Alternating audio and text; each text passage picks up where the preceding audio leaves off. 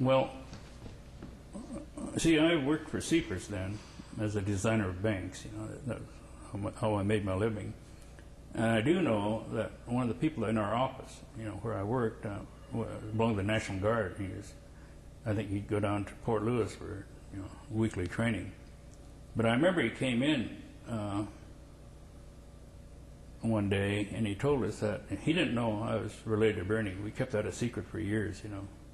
And a lot of people, politicians, even mayors and the county execs did not know that Joyce, you know, was actually related to Bernie, you know, through our marriage, you know. And so they kept that quiet purposely, Bernie and Joyce and a few others, you know.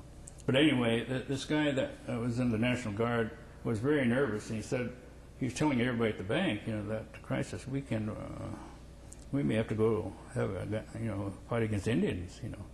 And he's very nervous about this, you know. He's very afraid that someone's going to get killed, including himself, you know. And what the Indians didn't know is that a lot of the soldiers from Fort Lewis were provided live ammunition, you know. And I think they sent up, I'm not sure if they set up machine guns, but they did set up a lot of concentrated wire, you know, and they had troops all over the place, you know, making sure the Indians didn't get in. I think, but there's so many Indians, you know, coming in, and it's very difficult to corral them all. And every time they catch the Indians, they put them in a stockade, you know.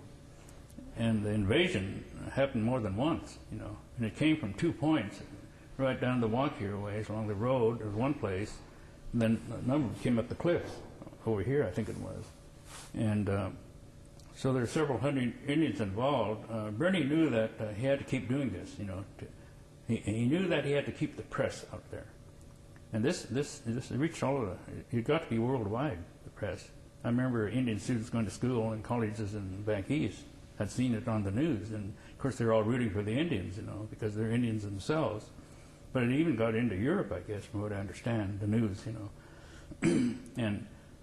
And so Bernie knew that if he needed to have the attention of the press, you know, he had to keep that going. And after the invasions were over with, and when the negotiations with the city were going on, Bernie had at least 3 or 4 dozen Indians outside the main gate, you know, guarding it, you know, to make sure that the military knew that we were still here, you know, and that we were not going to go away, you know. I think the key was freezing the land, you know, to getting the land out here. I think that was very important. I think if they were not able to do that, the Indians probably would not have won, you know. But see, Seattle is a fairly liberal city, you know, just like San Francisco. And as time went on, we had a lot of white support, you know, here. And of course, Asian support, you know, and black support, and even Mexican support, you know. This all grew.